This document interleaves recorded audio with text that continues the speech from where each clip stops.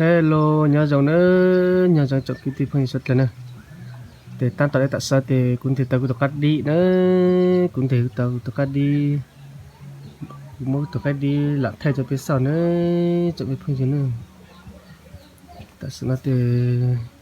muốn thể yên nó cho mình cả dòng nữa, thì nó cũng mình cả dòng cũng cho biết chọn phong xuất đời mình cả dòng sẽ bồi giờ lại nọ nữa. Vì tiền tao cắt đi nó cũng tôi cho mình đi tao dò lại theo. Này cũng tao thế này, tao tụt bỏ theo, thầu tôi đi tôi tao tụt bỏ theo, chọn cái gì này, này cũng giống gọi thì nó này, giống gọi hành này theo,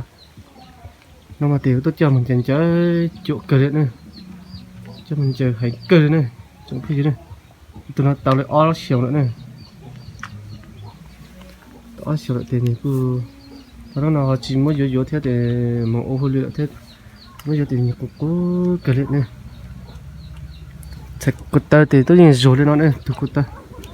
nó này, từ cột ta thì tôi thì cột ta tôi rồi lên nó này, chọn cái gì nữa, cho nó bắt ta thì mình cứ rồi lên nó đấy.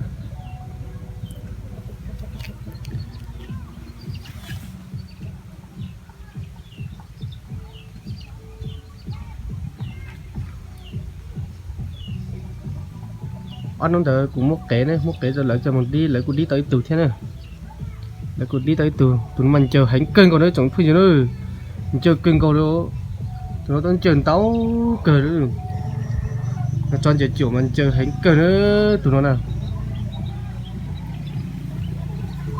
cho có tí thì chắc chắn này mình sẽ cho thằng cao lợi cho có tí chắc chắn cho thằng cao lợi lấy tôi tay cờ nữa tụi nó này chẳng phải gì hết rồi tụi nó lấy tôi tay tay ta sửa cũng chân mồ lên để cũng nhẹ nhẹ này ha nhẹ nhẹ thì cũng vô thì cứ chân mồ thế này chân mồ luôn cố cờ đó cho cố cờ lên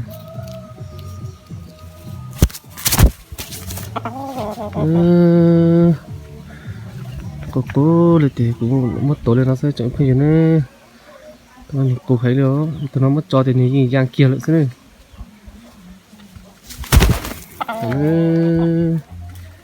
ý nó dụ đây ta sợ nhà của chị tiệc cố lên nó ý thế cố mua dỗ thì nó sẽ sinh hành lên này sẽ sinh này nhân tiền tao là ta sợ nó thế này cố lên muốn cho mình tiệc cố lại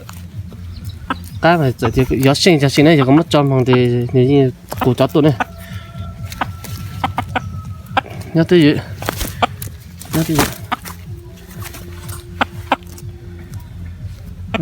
chữ phần gì này xin thì trong này nó sẽ tạo nên chụp kênh kênh cầu nữa tụi nó nào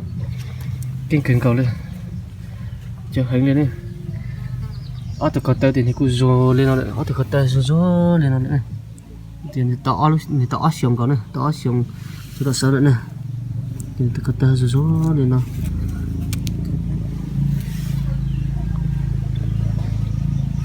số bé từ lâu rồi hắn đang sử dụng lâu để mình chơi cao lại thì chỉ là lâu mò ta lý tao này nên cũng chúng ta trong sử một lý để bây giờ lý lúa hoặc tụi nó thì tôi lý tao lại nó vì bữa tụi phong gì tôi kể cho một lý thì cũng lý tao ít tụi nữa nè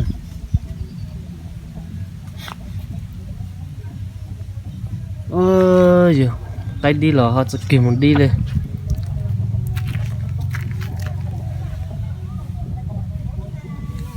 thì nó cho nó đi xếp vào tàu luôn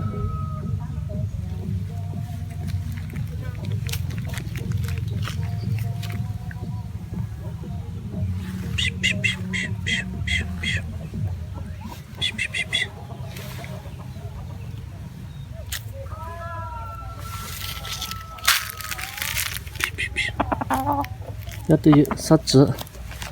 nó tự sát chữa